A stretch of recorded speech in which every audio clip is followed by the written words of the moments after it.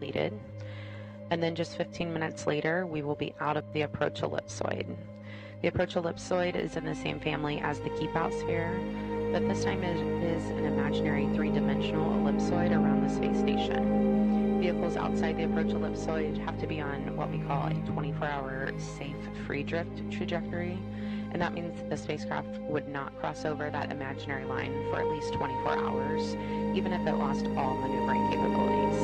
Once outside the approach ellipsoid, joint operations between the Starliner Mission Control and International Space Station Flight Control Room will conclude, and Starliner will be on a path back to Earth.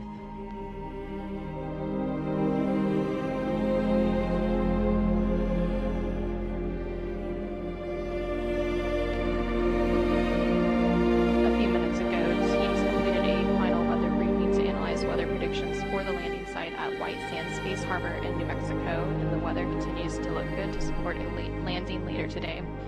As part of the departure preparations for Starliner, mission managers completed a series of operational and weather checks. Yesterday, 24 hours before undocking, NASA analyzed the weather predictions for the landing site, and there are several different weather criteria that must be met, including winds at the selected landing site must be approximately 13 miles per hour or 12 knots or less when uncrewed, and ground temperatures must be warmer than 15 degrees Fahrenheit, and the cloud ceiling must be at least 1,000 feet. 1 nautical mile of visibility is also required, and the area must be clear of precipitation, thunderstorms, and lightning within an approximately 22-mile radius. A final weather check will also take place before the spacecraft's deorbit burn, which is currently scheduled for 10:17 p.m. Central, 11:17 p.m. Eastern. And following the weather briefing, the navigation and docking lights on Starliner were turned on. The LADARs were confirmed to operate, and the RAL cards were enabled for departure. The LADARs, or laser detection and ranging lasers, create a 3D picture of the International Space Station for Starliner's computers to help the spacecraft guide itself around the ISS when it's flying close to the station. The LADAR system was developed and tested in orbit aboard the space shuttle as they docked with ISS. The RAL cards, or Remote Analog Interface Unit, gathers data on the status and health of critical spacecraft systems during all phases of the mission. This allows the important systems information to be stored aboard the spacecraft so engineers can review it once the spacecraft lands.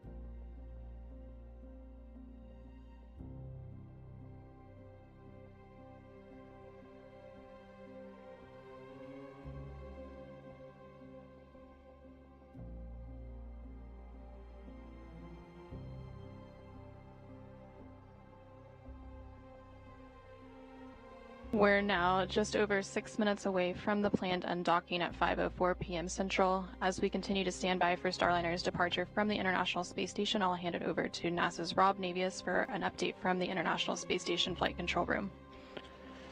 Thanks, Anna. Here in the Space Station Flight Control Room at the Johnson Space Center in Houston, the flight control team led by Flight Director Anthony Varia is in the final moments before the expected undocking of Starliner from the forward port of the Harmony module on the International Space Station. Once the undocking is complete and Starliner has exited the approach ellipsoid that you heard Lauren describe just a moment or two ago, The 9 crew members on board the station, led by Commander Oleg Kononenko, will begin their sleep period. They're going to be moving into an off-duty period on Saturday. The vacancy of the forward port of Harmony will open up that port for the beginning of 2 crew rotations over the next several weeks. Next Wednesday, NASA's Don Pettit and Roscosmos cosmonauts Alexei Ovchinin and Ivan Wagner will be launching from the Baikonur Cosmodrome in Kazakhstan on a 2-orbit rendezvous to reach the International Space Station. That will swell the station's population to 12 and begin an 11-day handover with NASA astronaut Tracy Dyson and Kononenko and Nikolai Chub, who will be departing the station on September 23rd. A day later, if everything goes as planned, NASA's Nick Hague and Roscosmos cosmonaut Alexander Gorbanov will be launching from the Cape Canaveral Space Force Station on the SpaceX Crew Dragon Freedom.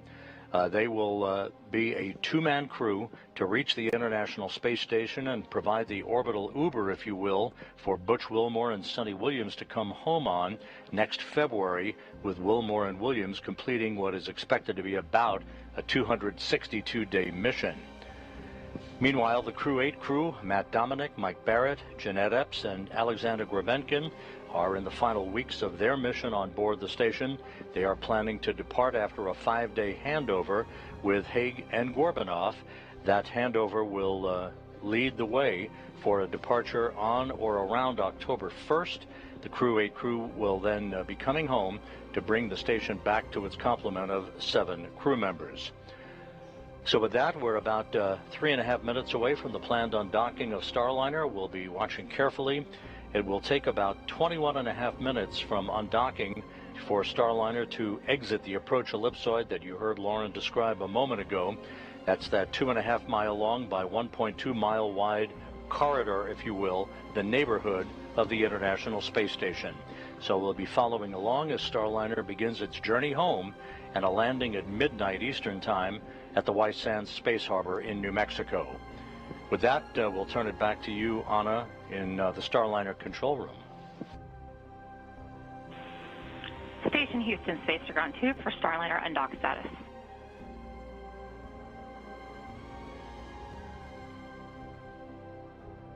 Go ahead.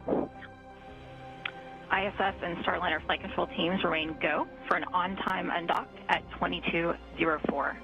Please perform 1.106 cruise CST-100 approach and departure monitoring steps 2.2 and 2.3.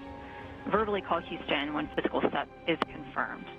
Be advised that NDS hook motors are driving. Space-to-space comm may be ready.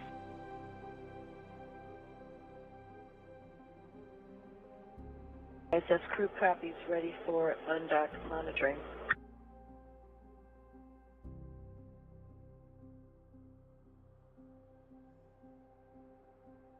Thank you, Rob. And we just heard some conversation between the crew on the International Space Station and the teams here in the Starliner Mission Control, confirming that we are continuing to be go for an undock in just under 2 minutes from now at 5:04 p.m.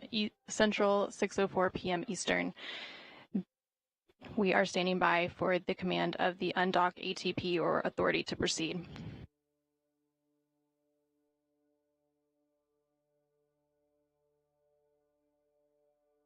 Once the authority to proceed is issued for undocking, the NDS or NASA docking system hooks will begin to open, and there are 12 hooks that seal the surfaces between the NDS and the ISS International Docking Adapter, or IDA. Once all 12 hooks are open, springs on Starliner's docking ring will push the spacecraft away from the space station. And Flight Director Chloe Marion just asked for quiet in the room as we are approaching 1 minute out from Starliner undocking.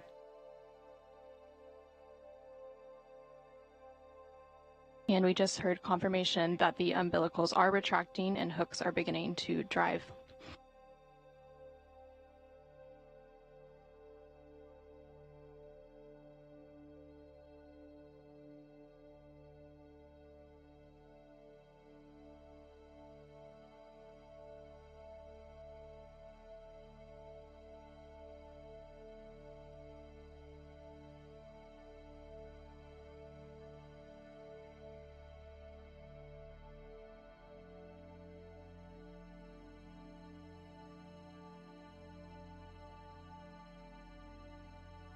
30 seconds.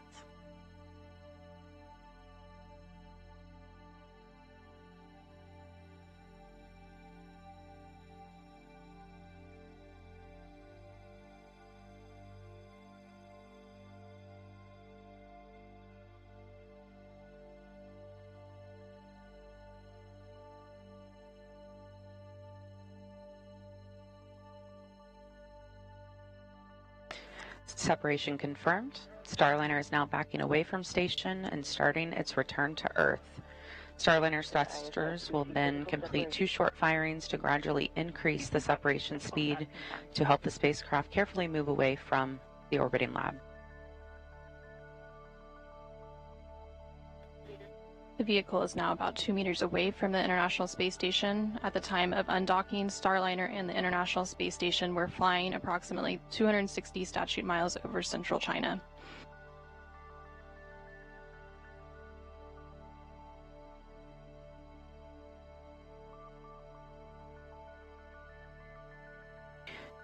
Starliner will be beginning a breakout burn soon, which will take the spacecraft forward and above station. During this burn sequence, Starliner's thrusters will perform a series of 12 short firings. The entire sequence takes about 5 minutes to complete and allows Starliner to quickly break out to outside the approach ellipsoid, or AE. And about 4 minutes into the burn sequence, Starliner will exit the keep out sphere, or the KOS.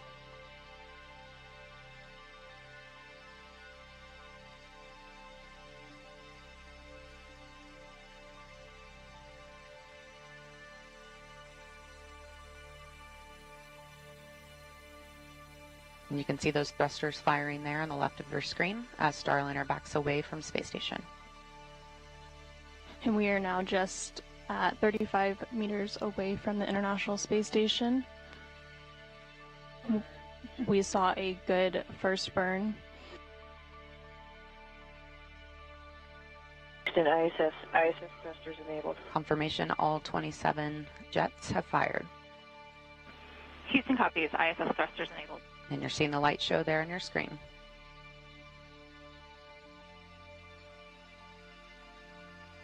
And the first 3 of the 12 firings have completed, and there's about a 100-second pause until the 4th burn.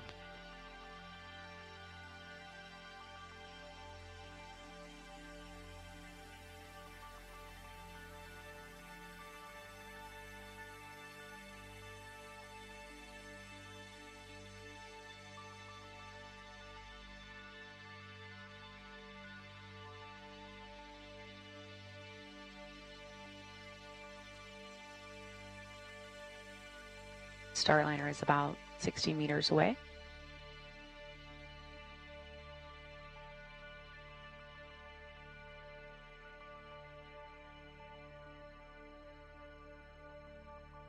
And flight controllers are reporting good attitude and good control.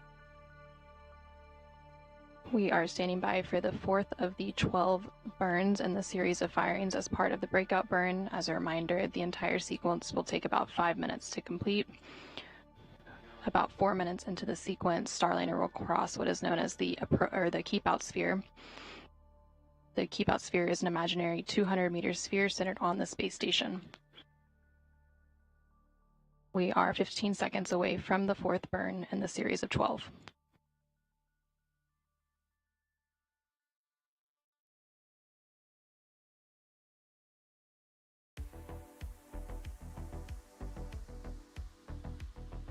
And you just saw burn 4, which just completed. We're hearing good burn.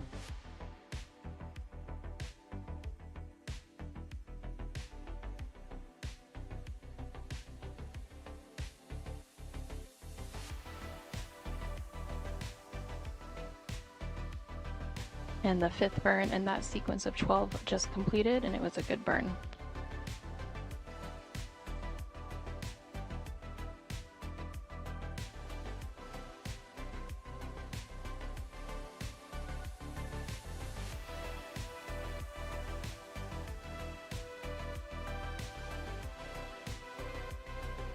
The 6th burn in the series of 12 was just completed, and it was a good burn. We are halfway through the series of 12, 6 more to go.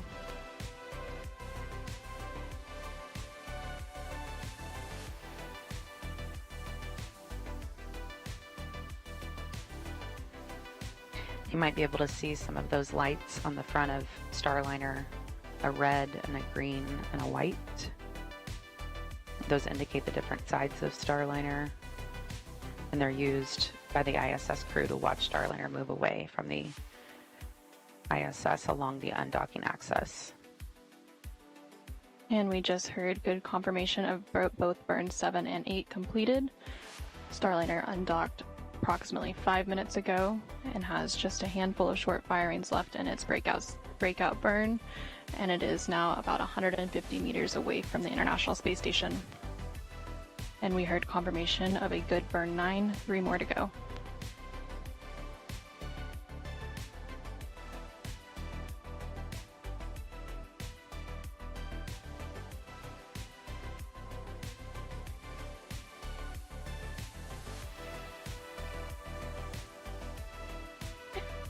Burn 10, good burn.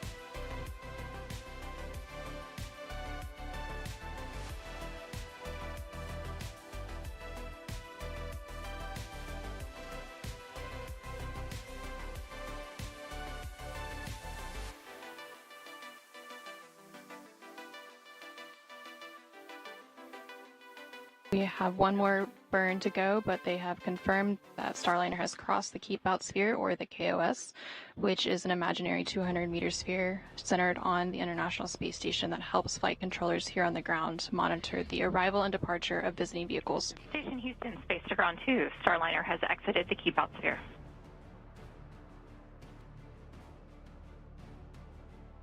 Copy, she's exited the Keep Out Sphere.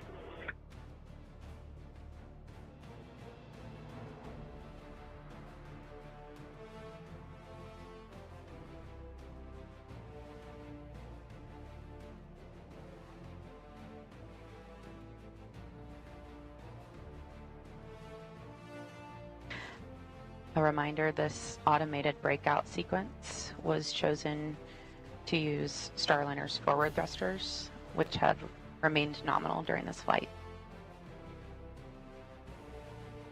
And we heard confirmation that all 12 burns in this series of breakout burn firings have completed, and they were all good burns. Starliner has crossed the Keep Out Sphere. So the next milestone for Starliner's departure will be crossing the approach ellipsoid, or AE. The AE is another invisible shape monitored by the flight control team, measuring 4 kilometers by 2 kilometers by 2 kilometers. Starliner is scheduled to cross the approach ellipsoid in about 10 minutes. Vehicles outside the AE have to be on what we call a 24-hour safe free drift trajectory, which means the spacecraft would not cross into the approach ellipsoid for at least 24 hours, even if it lost all maneuvering capabilities. Once outside the approach ellipsoid, joint operations between Starliner Mission Control and the International Space Station Flight Control Room will conclude, and Starliner will be on a path back to Earth.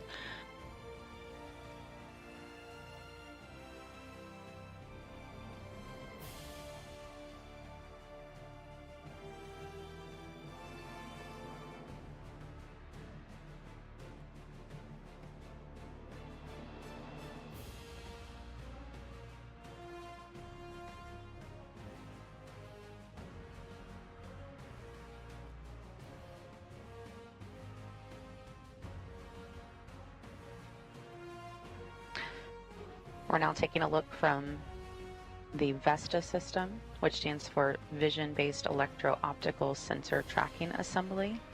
It's a bit of a mouthful, so we like to call it VESTA. And this is a look from Starliner back at the International Space Station. The system is really the eyes of Starliner. It's able to pick up on features on the outside of station, like handrails and reflectors. You can see some of that on your screen there in the outlines. And it's the way to assess Starliner's position and attitude. It also gives the ground teams a very accurate look at Starliner's location relative to the station. So earlier we were taking a look from the station back at Starliner. Now we're looking from Starliner back at station.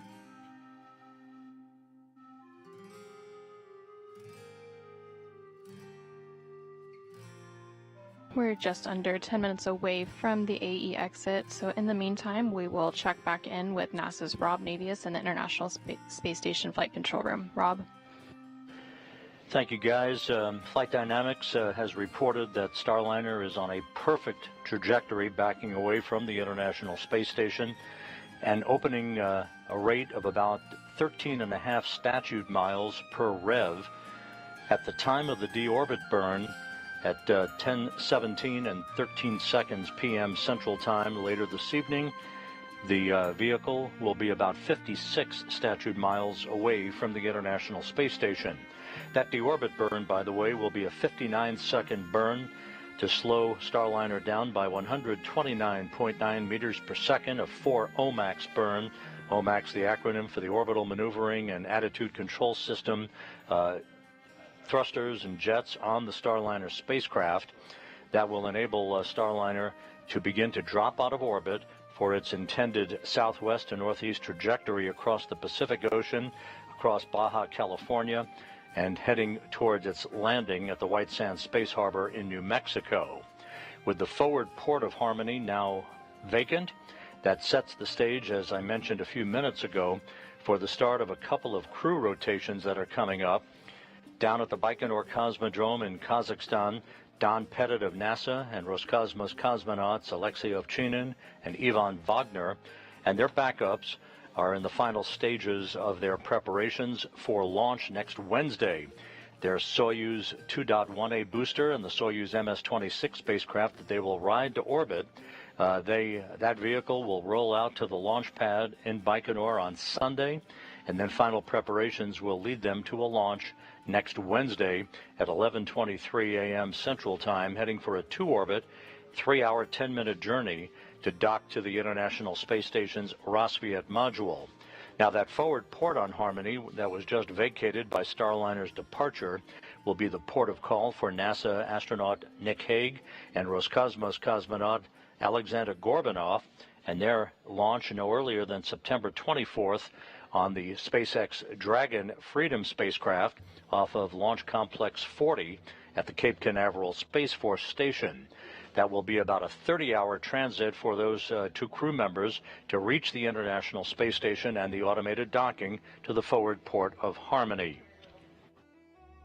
Ultimately, Hague, Gorbanov, Butch Wilmore, and Suni Williams will do a relocation of the SpaceX Dragon spacecraft from the forward port of Harmony to the zenith port of Harmony, opening up that forward port for the arrival of the next SpaceX cargo ship, SpaceX 31, that's scheduled for launch in October.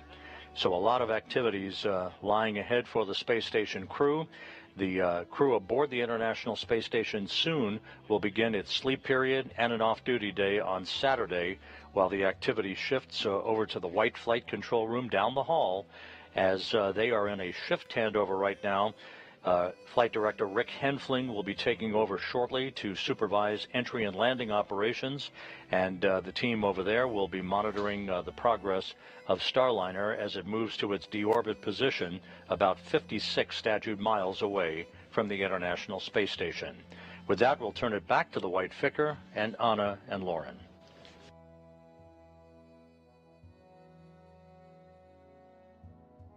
Thank you, Rob. Starliner is now about 750 meters away from the International Space Station as it continues to make its way to the approach ellipsoid exit. Again, that approach ellipsoid exit is targeted for 5:25 and 30 seconds p.m. Central Time, 6:25 and 30 seconds p.m. Eastern Time, and everything continues to proceed as planned with Starliner's departure and return back to Earth. And you're looking live at Starliner in free drift. Engineers are telling us that the breakout burns all went well. Thrusters are all looking good. Everything is nominal as we continue up and around space station and head back to Earth.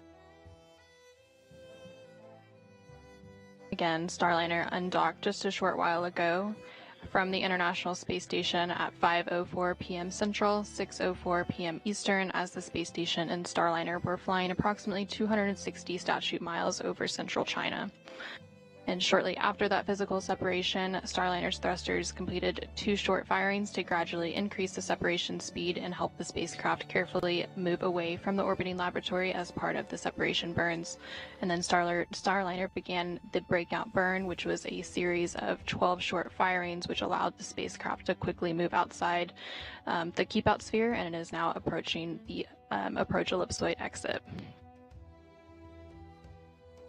And once Starliner is outside of the approach ellipsoid, the joint operations between teams here in the Starliner Mission Control and the International Space Station Flight Control Room across the hall will end, and Starliner will be back on its path to Earth.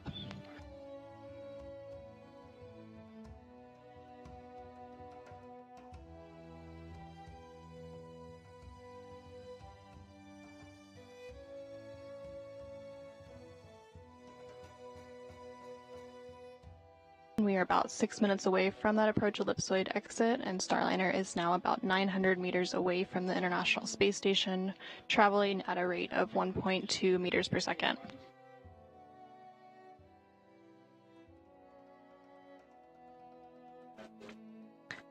That dot in the center of your screen is Starliner, looking from space station.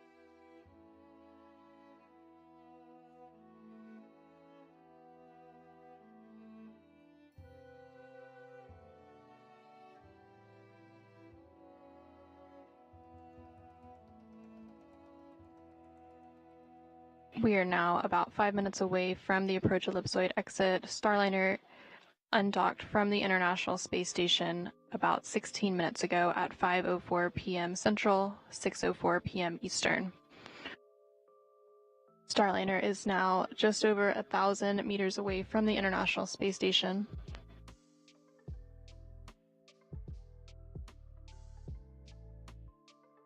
After Starliner crosses the approach ellipsoid, the next milestones for the vehicle will be its entry cover closure, and that is planned for about 6:42 p.m. Central, 7:42 p.m. Eastern, and then there will be some checkouts of the OMAC thrusters at 7:05 p.m. Central, 8:05 p.m. Eastern. And then after that, we get into the entry and landing coverage, and the go-no-go for the deorbit burn will be at approximately 9:57 p.m. Central, 10:57 p.m. Eastern, following with the deorbit burn about 20 minutes later at 10:17 p.m. Central, 11:17 p.m. Eastern. Again, seeing good views of Starliner leaving the International Space Station. It's that distant dot on your screen. The vehicle is now about 1,120 meters away from the International Space Station.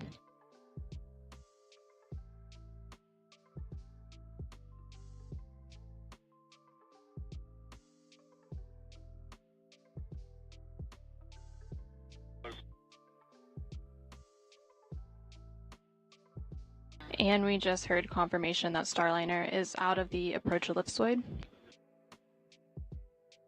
The approach ellipsoid is an imaginary three-dimensional ellipsoid around the space station, and vehicles outside of the approach ellipsoid have to be on what we call a 24-hour safe free drift trajectory, which means the spacecraft would not cross into the approach ellipsoid for at least 24 hours, even if it lost all maneuvering capabilities.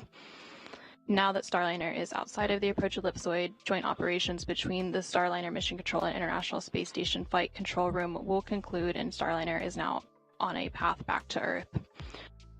So once again, Starliner undocked from the International Space Station at 5:04 p.m. Central, 6:04 p.m. Eastern, as the space station was flying 260 statute miles over central China. Shortly after physical separation, Starliner's thrusters completed 2 short firings to gradually increase the separation speed to help the spacecraft carefully move away from the orbiting laboratory. Starliner then began the breakout burn, and Starliner's smaller jets performed a series of 12 short burns to allow the spacecraft to quickly move outside the approach ellipsoid. Starliner again crossed the approach ellipsoid moments ago and is now on its journey home.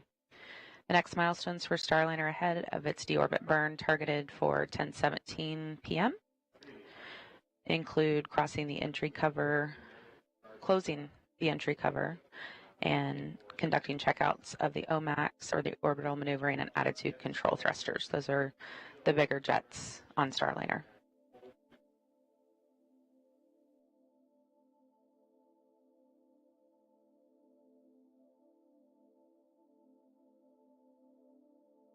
For now, let's check in one final time with NASA's Rob Navius following Starliner's exit from the approach ellipsoid. Thank you, guys. Here in the Space Station Flight Control Room, Flight Director Anthony Varia and his team will be remaining on console throughout the course of the evening, keeping a watchful eye on things. Space to ground 2 for Starliner status.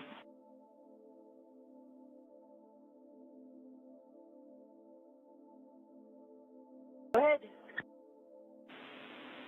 Calypso has exited the approach ellipsoid.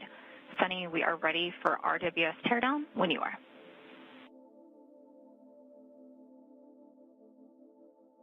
Okay, she's on her way home. Congratulations to the undock team, and we'll be tearing down the RW. And copies, thanks.